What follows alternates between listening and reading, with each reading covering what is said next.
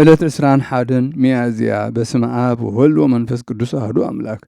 ዕለት 21 ሚያዝያ በዛ ዕለት እዚኣ ንእግዝእትነ ቅድስት ድንግል ማርያም ወላዲተ አምላክ መዘከርታ በዓላ እያ። ንሳ ምንቲ ደቂ ሰባት ናብ ፍቁር ወዳ እተማልድ ነቶም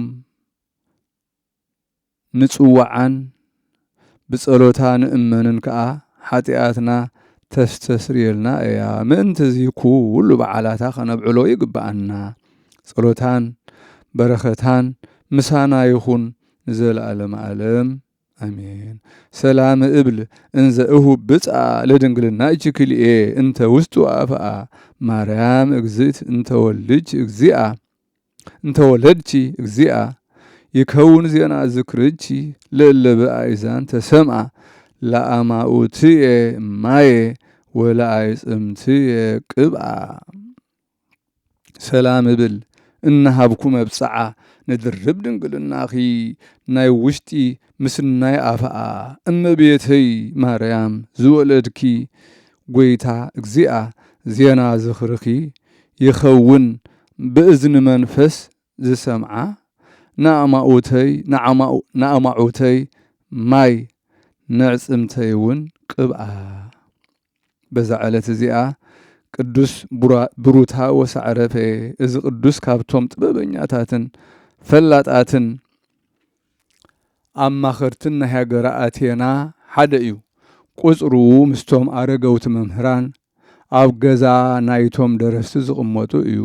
ምስ ሐዋርያ ጳውሎስ ተኣኪቡ ድማ ነንሓድሕዶም ብዛዕባ ታቐንዕቲ ሃይማኖት ተኻትዑ። ናይ ጐይታና ኢየሱስ ክርስቶስ እምነት ምስጋና ንዑ ይኹን። እታ ቀንዕቲ ሃይማኖት ንሳ ምዃና ምስ ተረድአ ብኢድ ጳውሎስ ሐዋርያ ኣመነ። ጥምቀተ ክርስትና ኣጠመቆ ስርዓትን ሕጊ ቤተ ክርስቲያንን ከዓ መሃሮ። ካብኡ ኢዱ ኣብ ልዕልዩ አንቢሩ ኣብ ሃገረ ኣቴና ማዕርገ ክህነት ሾሞ። ምስ ቅዱስ ዲዮናስዮስ ኣብ ሮባ ዘመደ ላህም ናይ ዓባይ ሃገረ ኣቴና ርእሲ መምህራን ተራኸበ። ንሱ ከዓ ምስጋና ንዑ ይኹን። ሃይማኖት ጐይታና ኢየሱስ ክርስቶስ ገለጸሉ። ኣብኣ ዘሎ ስውር ነገር ኩሉ ተርጎመሉ። ከምዚ ኢሉ ኣጸቢቑ ፈላጥ ኮነ። እዚ ቅዱስ ንእግዝእትነ ማርያም ወላዲተ አምላክ ኣብ ዕለተ ዕረፍታ ናብቲ ዘላቶ በጽሐ። ኣብ ማእከል ሐዋርያት ተረኽበ። ብዝማሬታት ብማህሌታት ዝድረሰ ገይሩ ኣጸናንዖም። ብጥዑም ዝድምፁ መሰንቆታትን ብናይ ኣፉ ዜማን ከዓ ዘመረ። ካብ ኣይሁድን ካብ ኣሕዛብን ንብዙሓት መለሶም። ናብ ፍልጠት ጐይታና ኢየሱስ ክርስቶስ ከዓ እቶም ምስጋና ንዑ ይኹን። ብዝተዋህበቶ ጸጋ ነገደ ብዙሕ መኽሰብ ከዓ ከሰበ። ሐዋርያት ኤጲስቆጶስ ክሾምዎ ምስ ደለዩ ለመኖም። ከምዚ ምባል ድማ ማለዶም ብጃኹም መሓሩኒ ኣነ ነዛ ኽብርቲ ሹመት ኣይበቅዕን እየ። ናይ ቅስና ግብረ ክህነት ስራሕ እኳ ክፍጽም ኣይከኣልኩም በሎም። ብፍልጦቱን ብምግባሩን ብትምህርቱን ሰማያዊት ጸጋ ተቐቢሉ ምስጋና እናቱ ዝኾነ ናብ እግዚኣብሔር ገዓዘ። ጸሎቱን በረኸቱን ምሳና ይኹን ንዘለዓለም ዓለም አሜን።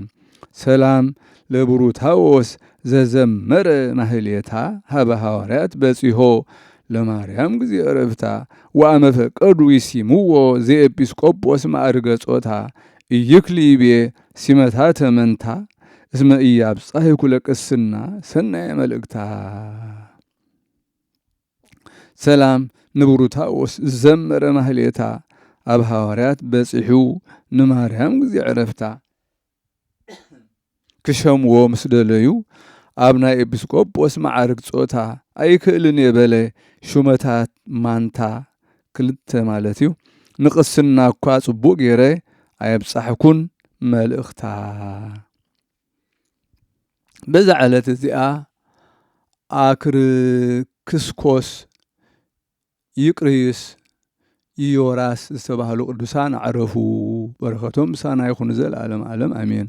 በዛ ዕለት እዚኣ ንኽቡር ኣቦ በዓል ዓብዪ ዝኽሪ ሰባኺ ሃይማኖት ኣምሳለ ሐዋርያት ኣባ እንባቆም መዘክርታው እያ። ነዚ ቅዱስ እዚ እግዚኣብሔር ካብ ርሑቕ ጸዊዑ ክሳብ ገዳም ኣቡነ ተክለ ሃይማኖት ኣብጽሖ። እዚ ዝኾነሉ ብዘበን ኣባ ጴጥሮስ እዩ። ንሱ እቲ ጥምቀተ ክርስትና ዘጠመቆን ዝመሃሮን እዩ። ብድሕሪ እዚ ኣልባስ ምንኩስና ኣልበሶ ብኩሉ ጽቡቕ ገድሊ ተጋደለ ኣብ መንበር ኣቡነ ተክለ ሃይማኖት ክሳብ ስየም በቕዐ ካብቶም 11 ኣበው መምህራን ሓደ ኮይኑ ተቖጽረ ካብኡ ድሕሪ ብዙሕ ድኻምን ሽግርን ስደትን ብጽቡቕ ሽምግልና ናብቲ ዘፍቅሮ እግዚኣብሔር ገዓዘ በረኸቱ ምሳና ትኹን ንዘለዓለም ዓለም ኣሜን።